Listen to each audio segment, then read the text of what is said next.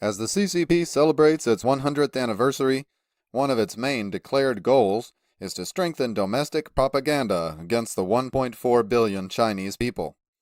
At the same time, the lying flat philosophy spreading amongst the young people of China is challenging the regime's propaganda efforts. Recently, Beijing released new guidelines on ideological thought that targets not only CCP members, but all of society. According to a CNN article published on July 16th, under Xi Jinping, the CCP has waged its toughest ideological crackdown in decades.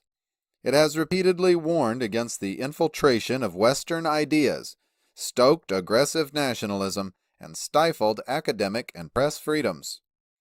The Ministry of Education has decreed that all primary and secondary schools will start to use texts that cover, quote, Xi Jinping Thought on Socialism with Chinese characteristics for the new era.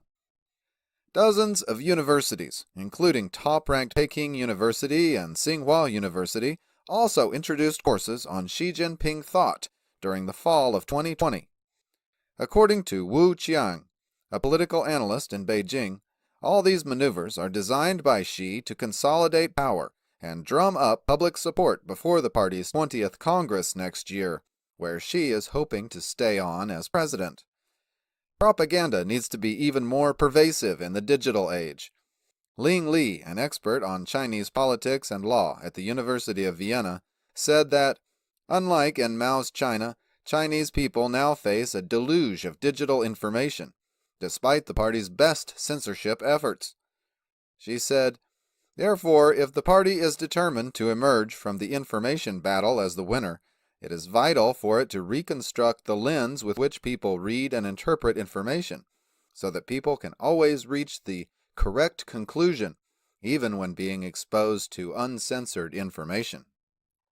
To achieve this end, the CCP is tightening ideology in all aspects of society, in government, companies, schools, rural villages, urban residential communities, and the Internet. For example, in some villages, the CCP broadcast party propaganda from loudspeakers installed on the roofs of people's homes. In Anhui province alone, these types of propaganda loudspeakers have been placed in 10,000 villages. Despite the vast effort being spent by the CCP to shape people's thoughts and perceptions of reality, the lying flat philosophy trending amongst young people is quietly challenging the regime.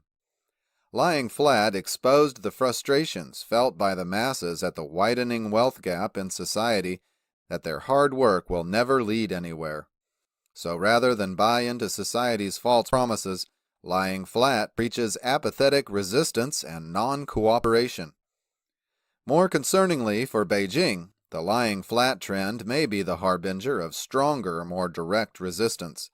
A viral post on WeChat captured this sentiment: I lie flat so I don't have to bow. I lie flat so I don't have to kneel. As the impact of the lying flat philosophy reverberates through society, more and more people are uniting around ideas such as refuse consumption, refuse ambition, refuse to be cut down, and taking up themes like don't date, don't marry, don't buy a house, don't work too hard. As the CCP cranks up its propaganda machinery, the little philosophy that could stands ready to engage with it in ideological battle.